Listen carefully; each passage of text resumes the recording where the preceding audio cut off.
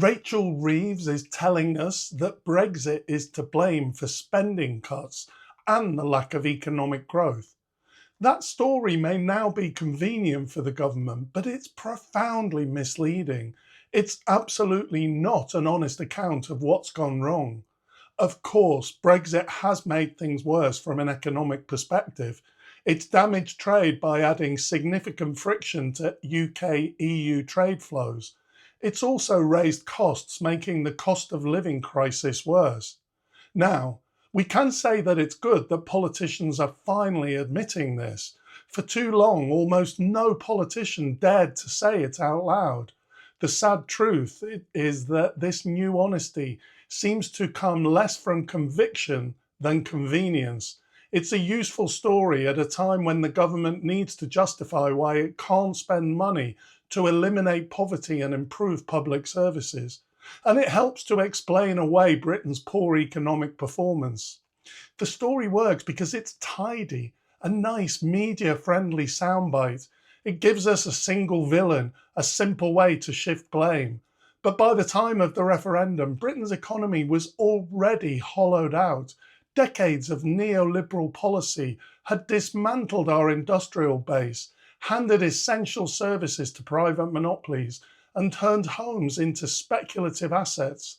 The country was already failing. Brexit simply exposed how fragile that foundation was. After the financial crash in 2008, austerity finished the job. The government cut public investment, stripped local councils of funding, and starved public services. Infrastructure decayed, productivity has flatlined, and inequality has deepened. Yet now, Labour is continuing the same policy, dressed in a slightly softer language. Reeves calls it balancing the books, restoring market confidence, making the sums add up. These are the same phrases that George Osborne used to justify his cuts. When a government refuses to invest and continues to treat fiscal restraint as a virtue, that is austerity, whatever name it hides behind. The result is that there is still no sign of recovery.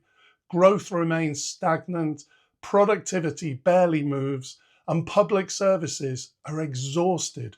Britain is not suffering because of the Brexit decision in 2016.